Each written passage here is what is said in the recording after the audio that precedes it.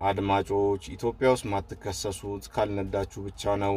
ይባስ ብሎ እንደ ብሔራዊ ጠላት የሚያዘውን ጭቁኑን ታክሲ ሹፌር ከሆናችሁ የተሳፋሪ ስድብ፣ የመንገድ ትራንስፖርት ግልምጫ፣ የትራፊክ ክስ ናላችሁን አዙራችሁ ልረፍ ብላችሁ ቤታችሁ ብገቡ የሚስታችሁ ግልምጫ፣ የልጆቻችሁ ጫጫታ ሰማይ አድርሶ ሲመልሳችሁ ያኔ ታክሲ ሹፌር ከመሆን ውጭ አማራጭ እንደሌላችሁ ስትረዱ ታክሲ ሹፌር ትሆናላችሁ።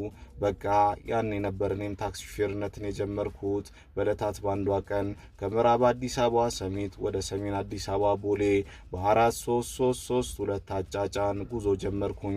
ሁለት እንስቶችን ከጎን ያስቀምጫለሁ። በብራዚሎች ሳልሳ ቅኝት በተቃኘው ማርሽ አገባቤ በሮናልዲኒዮ ጎቾ ዲያሴስ ሞሬራ ቾ ፔዳላዳ በተዋበው መሪ አጠቃለሌ ሁለቱን እንስቶች ፈገግ እያሰኘው እያማለልኩ ነው።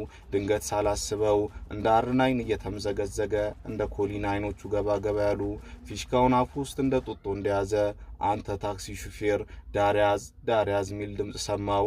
ወይኔ ፋ ተበላህ። ለልጆች ዳቦ መግዣ ያስቀመጥከው ገንዘብ ጨሰ፣ ለባልኮ ያስቀመጥከው የገቢ ብርም ነደደ አልኩት። ትራፊኩ እኔ ጋ ደርሷል፣ መንጃ ፍቃድ አለኝ። አለቃ ምን አጠፋው አልኩት። አሁንም 1000 ብር ሳከናንብ ትረዳለህ አለኝ። ያኔ አርሰናል የቻምፒዮንስ ሊግ ዋንጫ እንደጠማው፣ ማንቸስተር ዩናይትድም 3 ነጥብ እንደጠማው ሁላ እኔም የገቢ ብርና ለልጆች የዳቦ መግዣ ብር እንደጠረረብኝ ባዶ እጄን እያጨበጨብኩ ቤት የገባው